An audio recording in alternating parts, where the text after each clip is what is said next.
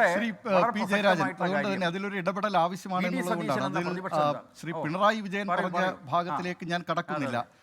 പകരം മലപ്പുറത്തെ ഒരു മുതിർന്ന നേതാവും സംസ്ഥാനത്ത് തന്നെ മുതിർന്ന രാഷ്ട്രീയ നേതാവും ഒക്കെയായ CPM-ൻ്റെയും മുതിർന്ന നേതാവായിട്ടുള്ള ശ്രീ പാലോളി മുഹമ്മദ് കുട്ടി, അദ്ദേഹം 2017 സഭാ TV-യിൽ, നിയമസഭയുടേതാണല്ലോ ഈ സഭാ TV-യിൽ KNA ഖാദറിനും അതോടൊപ്പം മാധ്യമപ്രവർത്തകനായ NP രാജേന്ദ്രനുമൊപ്പം ഒരു പരിപാടിയിൽ പങ്കെടുത്തുകൊണ്ട് അദ്ദേഹം പറഞ്ഞ ആ വാക്കുകൾ ആദ്യം ഒന്ന് കേൾക്കാം.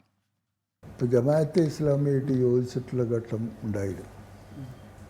അതെന്താ, ജമാഅത്തിനെ ഞങ്ങൾ മനസ്സിലാക്കാത്തത് കൊണ്ടോ ഞങ്ങൾ ജമാഅത്ത് മനസ്സിലാക്കാത്തത് കൊണ്ടോ പറ്റിയ അബദ്ധമല്ല അത്.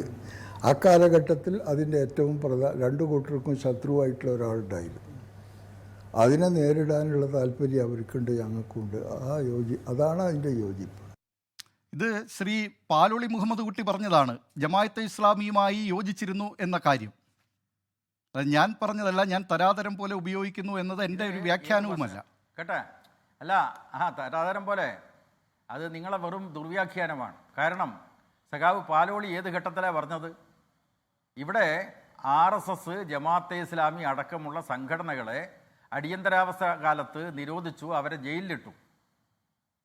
ആ ജനാധിപത്യ പുനഃസ്ഥാപനത്തിൻ്റെ ഘട്ടത്തിൽ എല്ലാവരുമായിട്ടും ഞങ്ങൾ സഹകരിച്ചിട്ടുണ്ട്. അതുകൊണ്ട് ഒരു സംഘടന എന്ന നിലക്ക് RSS-ഉമായിട്ടോ അല്ലെങ്കിൽ ജമാഅത്തെ ഇസ്ലാമിയുമായിട്ടോ ഞങ്ങൾ സഹകരിച്ചു എന്നതല്ല. തെരഞ്ഞെടുപ്പിൽ അവരെ മുന്നണിയുടെ ഭാഗമാക്കിയിട്ടും ഞങ്ങൾ മാറ്റിയിട്ടില്ല. അത് നിങ്ങൾക്ക് പറയാൻ പറ്റുമോ? ഇവിടെ ഈ പ്രാദേശിക തെരഞ്ഞെടുപ്പായതുകൊണ്ട് രാഷ്ട്രീയമൊന്നും വലുതായിട്ട് കാണേണ്ടതില്ല.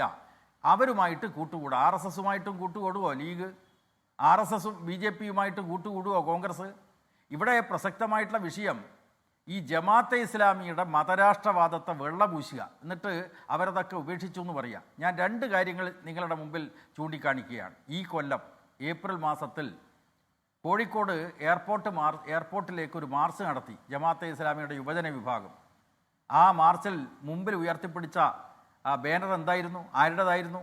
ഇന്ത്യൻ നേതാക്കന്മാരുടേതായിരുന്നോ? 1928 ഈജിപ്തിൽ രൂപം കൊണ്ട മുസ്ലിം ബ്രദർഹുഡ് എന്ന് പറയുന്ന ഇസ്ലാമിക തീവ്രവാദ പ്രസ്ഥാനത്തിൻ്റെ 2 നേതാക്കന്മാരുടെ ഫോട്ടോ ആണ്. വഖഫ് ഭേദഗതി നിയമം പിൻവലിക്കണമെന്നാവശ്യപ്പെട്ടുകൊണ്ടാണ് അവരുടെ സമരം. വഖഫ് ഭേദഗതി നിയമവും ഈ ഉയർത്തിപ്പിടിച്ച ബാനറിലെ 2 നേതാക്കന്മാരും തമ്മിൽ എന്താ ബന്ധം? താങ്കൾ പറയൂ. ഇവിടെ 2 നേതാക്കന്മാരാരാന്നറിയോ? ഒന്ന് സെയ്ദ് കുത്തൂബ്. ആരാണ്? മൗദൂദിയെ പോലെ, ജമാഅത്തെ ഇസ്ലാമിയുടെ സ്ഥാപകനായിട്ടുള്ള മൗദൂദിയെ പോലെ ഇസ്ലാമിക തീവ്രവാദം പ്രചരിപ്പിക്കുന്ന കാര്യത്തിൽ മുൻപന്തിയിൽ നിന്നിട്ടുള്ള ആളാണ് സെയ്ദ് കുത്തൂബ്. അദ്ദേഹമാണ് ഈജിപ്തിൽ മുസ്ലിം ബ്രദർഹുഡ് ഉണ്ടാക്കിയത്. അവിടുത്തെ നാസറിൻ്റെ നേതൃത്വമുള്ള മതനിരപേക്ഷ ഗവൺമെൻറ്, സോഷ്യലിസ്റ്റ് ആഭിമുഖ്യമുള്ള ഗവൺമെൻറ്, ആ ഗവൺമെൻറ്റിനെതിരായിട്ട് കലാപം നടത്തിയ കേസിൽ വിചാരണ ചെയ്ത് തൂക്കിക്കൊന്നയാളാണ് ഈ സെയ്ദ് കുത്തൂബ്. അപ്പോൾ മതരാഷ്ട്രവാദം അവർ ഉപേക്ഷിച്ചിട്ടില്ല. ഇസ്ലാമിക തീവ്രവാദ ആശയങ്ങളിൽ നിന്ന് അവർ മോചിതരായിട്ടില്ല. അവർ അതിനെ തള്ളിപ്പറഞ്ഞിട്ടില്ല. പക്ഷേ ഞാൻ പറഞ്ഞോട്ടെ, അല്ല ഈ കാര്യം കൂടി 2006 നിയമസഭാ തെരഞ്ഞെടുപ്പിന് പിന്നാലെ പറയൂ ശ്രീ പി ജയരാജൻ, തുടരാം. ഞാൻ പറഞ്ഞത് അവസാനിപ്പിക്കട്ടെ. നിങ്ങൾ അതിൽ തൂക്കിക്കയറി വെടിവെക്കല്ല. ഞാൻ പറയുന്ന പ്രസക്തമായിട്ടുള്ളൊരു കാര്യം, ഈ സതീശനും കൂട്ടരിപ്പം പറയുന്നുണ്ടല്ലോ, ജമാഅത്തെ ഇസ്ലാമി നല്ല കുട്ടികളായിരിക്കുന്നു എന്നൊക്കെ പറയുന്നുണ്ടല്ലോ, ജനാധിപത്യ വ്യവസ്ഥയിൽ അവർ പങ്കെടുക്കുന്നുണ്ട് എന്നൊക്കെ പറയുന്നുണ്ടല്ലോ. ഈ 2005 ഏപ്രിൽ മാസത്തിൽ മോദി സർക്കാർ കൊണ്ടുവന്ന അങ്ങേയറ്റം ഇസ്ലാമിക വിശ്വാസികൾക്ക് ഘടകവിരുദ്ധമായിട്ടുള്ളൊരു നിയമത്തെ പിൻവലിക്കണമെന്ന് രാജ്യത്തിലെ എല്ലാ പാർട്ടികളും, മതനിരപേക്ഷ പാർട്ടികളൊക്കെ ആവശ്യപ്പെടുന്ന സന്ദർഭത്തിൽ ഈജിപ്തിലെ തീവ്രവാദികളായിട്ടുള്ള മുസ്ലിം ബ്രദർഹുഡിൻ്റെ നേതാക്കന്മാരുടെ ഫോട്ടോ എടുത്തിട്ട് മാർച്ച് നടത്തുന്നതിന് എന്താ പ്രസക്തി എന്നാണ് എൻ്റെ ചോദ്യം. ഒന്ന്, അതുമാത്രമല്ല, മറ്റൊരാൾ ഹസനുൽ ബന്ന, അവിടെ ആഭ്യന്തരമായിട്ടുള്ള സംഘർഷത്തിനിടയിൽ ഈജിപ്തിൽ വെടിയേറ്റ് കൊല്ലപ്പെട്ടയാളാണ് ഹസനുൽ ബന്ന. അവരാണ് തങ്ങളുടെ ആദർശ പുരുഷന്മാരെന്ന് പറഞ്ഞിട്ട് വരികയാണ്. അവിടെ അവസാനിപ്പിക്കുന്നില്ല. ഈ ഒക്ടോബർ മാസത്തിൽ 2025 ഒക്ടോബർ മാസത്തിൽ മലപ്പുറത്ത് ജമാഅത്തെ ഇസ്ലാമിക്കാർ ഒരു സെമിനാർ സംഘടിപ്പിച്ചു. എന്താ സെമിനാർ എന്നറിയോ? ഏങ്കർ മനസ്സിലാക്കണം. ആ സെമിനാർ മൗദൂദിയുടെ ഇസ്ലാമിക ദർശനം പഠിപ്പിക്കണം, പിന്നെയോ ഷെയ്ഖ് ഖദറാവിയുടെ ദർശനം പഠിപ്പിക്കണം എന്നതാണ്.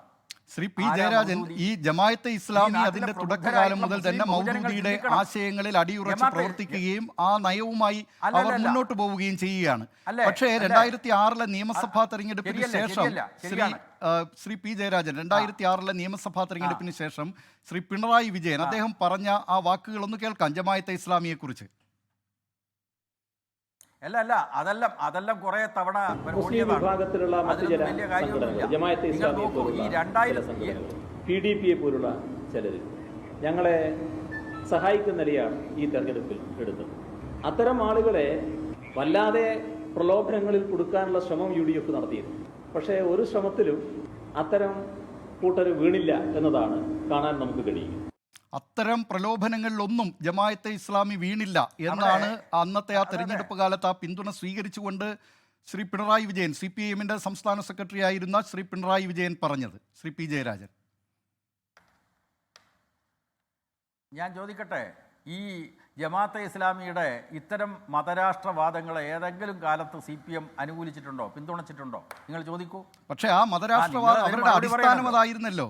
ഞാൻ പറയുന്നത് ഈ 2025 അല്ലല്ല, അതായത് ജമാഅത്തെ ഇസ്ലാമി അതിൻ്റെ അടിസ്ഥാന സ്വഭാവത്തിൽ മാറ്റം വരുത്തിയിരിക്കുന്നു എന്ന് പ്രതിപക്ഷ നേതാവ് കോൺഗ്രസ് നേതാവായിട്ടുള്ള സതീശൻ പറയുമ്പോൾ ഈ 2025 നടന്ന കാര്യത്തെക്കുറിച്ച് പറയുമ്പോഴാണല്ലോ ഏങ്കർ ഇടപെടുന്നത്.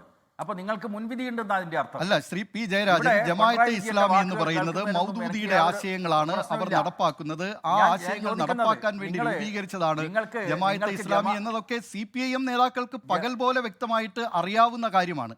അവിടെയാണ് ഈ നിലയിലുള്ള അന്നത്തെ ആ പിന്തുണ സ്വീകരിച്ചത്. CPM നേതാക്കന്മാർക്ക് മാത്രം, CPIM മാത്രമല്ല, ഞാൻ ചോദിക്കുന്നത് CPM നേതാക്കന്മാർക്ക് മാത്രം. CPIM നേതാക്കൾക്കും അറിയാമായിരുന്നു ദേശസ്നേഹികളായിട്ടുള്ള ആളുകൾക്ക് വളരെ അപകടകരമായിട്ടുള്ള ദർശനമാണ്, അപകടകരമായിട്ടുള്ള ആ കാഴ്ചപ്പാടാണ് ജമാഅത്തെ ഇസ്ലാമിയും RSS മുന്നോട്ട് വെക്കുന്നത്. പക്ഷേ ആ പിന്തുണ സ്വീകരിച്ചിരുന്ന കാലത്ത് ഇതല്ലല്ലോ പറഞ്ഞത്. അവരെ തെറ്റിക്കാൻ, അവരെ പ്രലോഭിപ്പിക്കാൻ പലരും ശ്രമിച്ചുവെന്നല്ലേ അന്ന് പിണറായി വിജയൻ പറഞ്ഞത്. നിങ്ങൾക്ക് കോൺഗ്രസിനെയും ലീഗിനെയും രക്ഷപ്പെടുത്തണം എന്ന് ഏങ്കർക്ക് താല്പര്യമുണ്ടെങ്കിൽ അതായിക്കോട്ടെ. പക്ഷേ ഒരാൾക്ക് സംസാരിക്കാൻ അവസരം തരണം. ഞാൻ അങ്ങോട്ട് പറഞ്ഞിട്ടല്ല നിങ്ങൾ എന്നെ ക്ഷണിച്ചത്. നിങ്ങൾ ക്ഷണിച്ചു കഴിഞ്ഞാൽ അതിന് മാന്യത കാണിക്കണം.